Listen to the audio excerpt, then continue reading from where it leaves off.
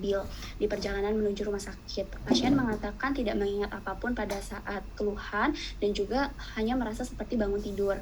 Pasien menyangkal adanya sakit kepala, penglihatan ganda, buram, halo, sensitif cahaya, dan perasaan aneh sebelum kejang. Dan saat pasien sadar, pasien juga menyangkal adanya keluhan sakit kepala, pandangan ganda, penglihatan buram, mual, perasaan aneh.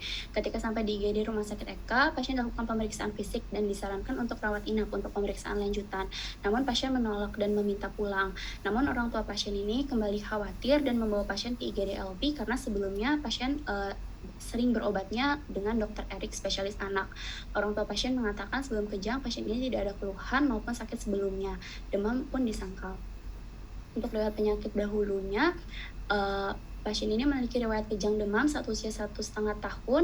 Kejangnya terjadi 1 kali, tonik-tonik kurang dari 5 menit saat pasien demam 38 derajat Celcius.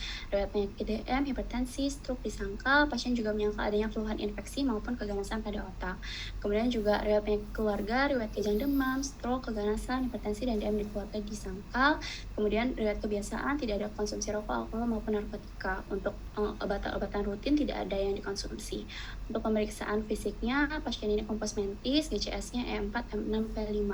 Tekanan darah pasien 101/67 mmHg dan pulsnya 87 kali per menit. RR pasien pada saat diperiksa itu 19 kali per menit dan SpO2-nya 98 room air. Kemudian juga suhu tidak ada peningkatan, 36,2, berat badan 45 kg dan tinggi badan 160 cm. Untuk kepalanya dan pneumosefalik, pneumofasies, pada mata tidak ada konjungtiva anemis, sclera ikterik, pupilnya bulat, isokor 3 mm 3 mm, RCL RCTL-nya positif. THT tidak hiperemis, tidak ada sekret, leher tidak ada pembesaran KBGB, toraks tidak ada abnormalitas, vesicular breathing sound, tidak ada ronki maupun wheezing. Kemudian juga cor, S1 S2 reguler, tidak ada murmur maupun galop.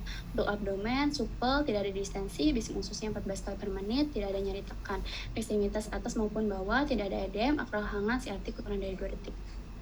Untuk pemeriksaan neurologis, baik itu kaku kuduk, Brzezinski 1 dan 2 tidak ada atau negatif. Kemudian juga kernik dapat dilakukan sampai 135 derajat pada kedua kaki. Kemudian juga lasek juga dapat dilakukan sampai 70 derajat, lebih dari 70 derajat pada kedua kaki. Kemudian untuk cranial nerve 1 tidak dilakukan pemeriksaan. Cranial nerve 2, visus bedside-nya lebih dari 3/60, RCL, RCTL pada kedua mata, ODS positif. Kemudian pupil bulat, isokor 3 mm per 3 mm, lapang pandang sampai dengan pemeriksa. Kedudukan bola mata pasien autoforia, perut berada di tengah, pergerakan bola matanya juga bebas ke segala arah. Untuk cranial nerve 5, baik itu inspeksi, normotrofi, palpasi, normotonus, pasien juga dapat membuka mulut dan dapat menggerakkan rahangnya. Untuk pemeriksaan neurologis, untuk CN5-nya, sensoriknya kanan dan kiri simetris, kemudian juga cranial nerve 7 dapat mengangkat alis, kerut dahi, tutup mata kuat-kuat dapat, kembung pipi, mencucu, dan tersenyum simetris juga dapat dilakukan. Untuk CN8, nervus cochlearisnya suara bisikan dan gesekan jari kanan dan kiri itu simetris, namun Rina dan Weber tidak dilakukan. Nervus vestibularis juga tidak dilakukan. Kemudian untuk cranial nerve 9 dan 10, arcus pharynx simetris, uvula di tengah, tidak ada dysphonia maupun disfagia. Cranial nerve 11 itu dapat melakukan tahanan pada sternocleidomastoideus dan trapezius. CN12-nya tidak ada deviasi lidah, atrofi maupun vesikulasi. Untuk pemeriksaan neurologis pada pasien, baik itu inspeksi, normotrofi pada ke ekstremitas atas dan bawah, kanan dan kiri, kemudian juga palpasi normotonus, kekuatan motorik pasien juga pada ekstremitas atas dan bawah, kanan dan kiri itu juga tidak kuat penuh. Kemudian juga refleks fisiologisnya bicep, tricep, brachioradialis, patella, dan achilles. Plus 2, refleks patologis baik itu Babinski, Chaddock, Oppenheim, Gordon, Schafer, Hoffman, Tromban tidak ditemukan. Kemudian juga untuk sensorik, raba simetris dalam batas normal, nyeri juga simetris dalam batas normal, pada suhu tidak dilakukan. Kemudian juga proprioceptif pada pasien dalam batas normal. Untuk finger to nose dapat dilakukan akurat dan tepat, shin to knee juga dapat dilakukan pada pasien normal, dysdiadokinesis juga dapat dilakukan. Untuk resumenya, jadi pasien perempuan usia 12 tahun datang dengan keluhan kejang 2 jam sebelum masuk rumah sakit sebanyak 1 kali dengan durasinya tuh kurang lebih 10 menit. Ayah pasien itu sadar ketika pasien tampak kesulitan saat menarik nafas, kemudian juga posisinya ada di ranjang dan tampak membuka mata namun pandangannya kosong. Sudah dicoba dipanggil dan disadarkan namun tidak ada respon. Pasien mengatakan badan pasien ini tampak agak kaku dan tangannya itu sempat mencengkram baju, tapi tidak ada hentakan pada tangan maupun kakinya. Kemudian juga setelah sadar, pasien mengatakan tidak mengingat apapun pada saat kejang. Pasien menyangkal adanya sakit kepala, penglihatan ganda, buram, sensitif cahaya, dan perasaan aneh sebelum dan setelah kejang. Pasien tidak ada keluhan maupun sakit sebelumnya. Pasien ini memiliki riwayat kejang demam ketika usia 1,5 tahun. Pemeriksaan fisiknya dalam batas normal, diagnosisnya mengarah pada focal to bilateral tonic status epilepticus. Total kesananya meliputi observasi kejang, pemeriksaan MRI brain non kontras, dan juga EEG. Untuk selanjutnya dapat dilanjutkan oleh teman saya. Izin untuk melanjutkan untuk pemeriksaan penunjang yang dilakukan pada tanggal 24 Juli 2025, hasil lab menunjukkan bahwa tidak ada kelainan, semua masih dalam batas normal.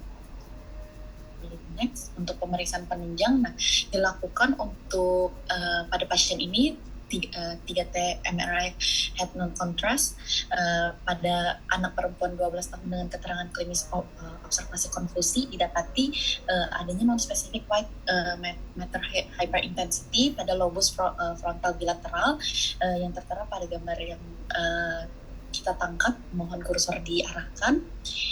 Oke, dan mungkin bisa di-play pada bagian video MRI-nya.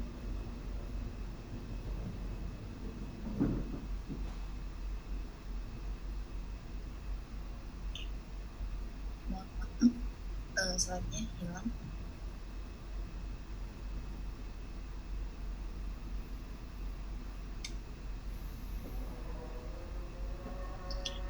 Berikut adalah video dari potongan MRI pasien ini.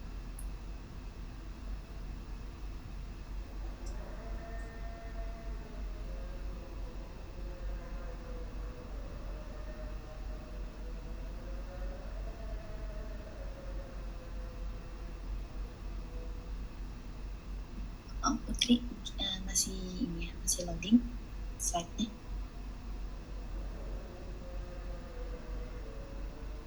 Oke.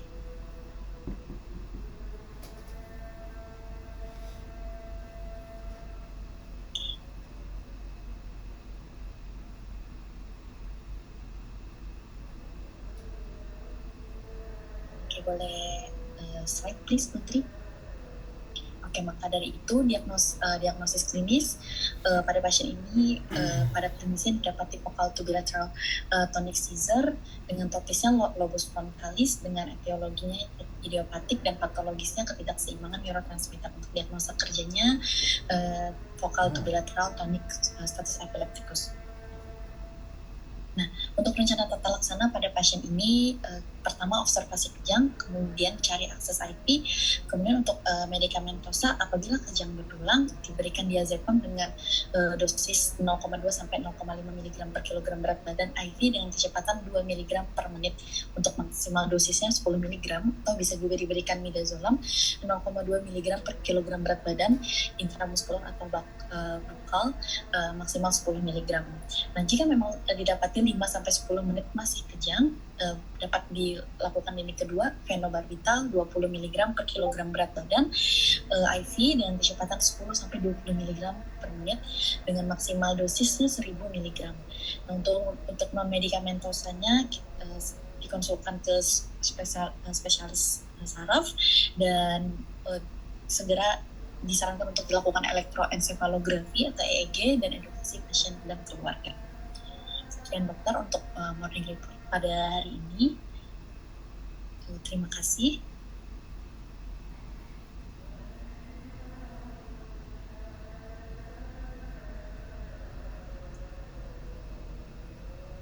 Ada pertanyaan?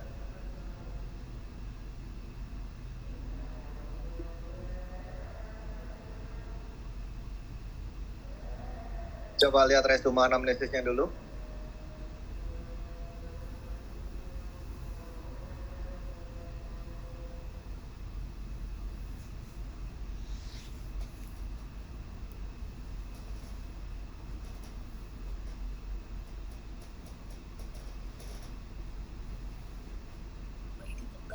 instrumen analisisnya.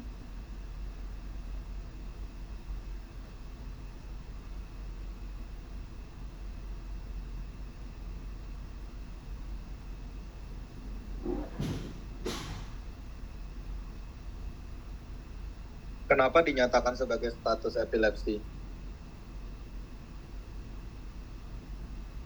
Izin menjawab dokter, kalau yang kami pikirkan karena pasiennya itu dari bapaknya sadar pertama sampai pasiennya itu dapat merespon kembali, itu kurang lebih 10 menit dokter. Karena pada saat, di sepanjang pasien itu, dari bapaknya sadar sampai 10 menit itu pasiennya itu buka mata Dok, tapi tidak ada respon sama sekali. Dipanggil tidak ada respon, tampak seperti orang bingung. Matanya itu kosong begitu Dok.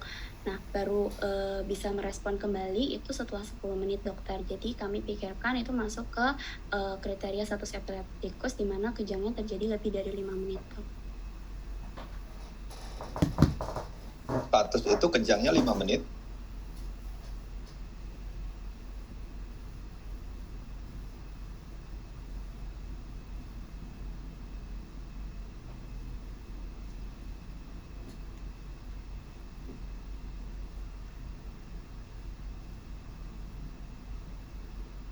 Iya dokter, lebih dari 5 menit atau adanya kejang tidak sadar kejang lagi Dok. Nah, ini kejang tidak sadar kejang lagi atau kejang satu kali terus nggak sadar? Kalau pada pasien Kalau kejang ya pasti nggak sadar dong. Kalau kejangnya kejang umum ya nggak sadar dong. Kecuali kejang vokal kan. Pada pasien memang tidak ada sadar Dok selama 10 menit full Dok.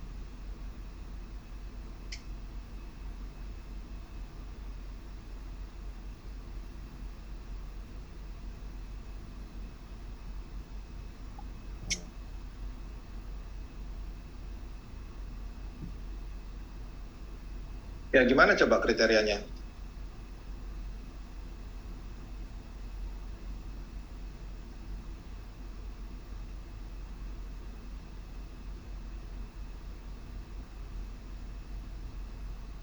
Untuk kriteria status epileptikus apabila ada kejang yang lebih dari 5 menit atau apabila ada kejang kemudian ada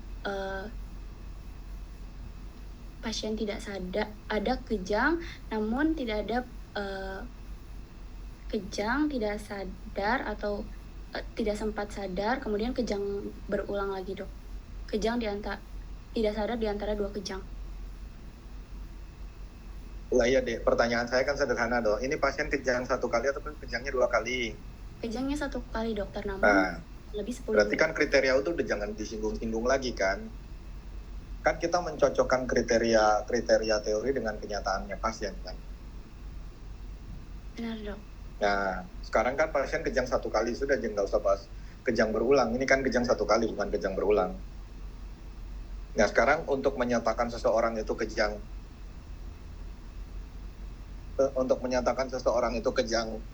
status itu gimana?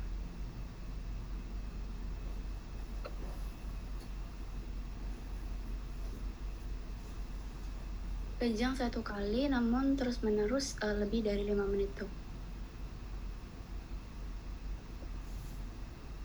Nah, ini terus menerus nggak? Iya Dok, karena dari ayahnya bilang pasiennya itu matanya selalu terbuka gitu Dok sepanjang waktu dibawa dari kamar sampai ke mobil itu matanya selalu kebuka, kemudian juga tangan PR ya? ya. Baik Dok. Tolong buatkan PR kriteria status epilepsi. Baik dokter.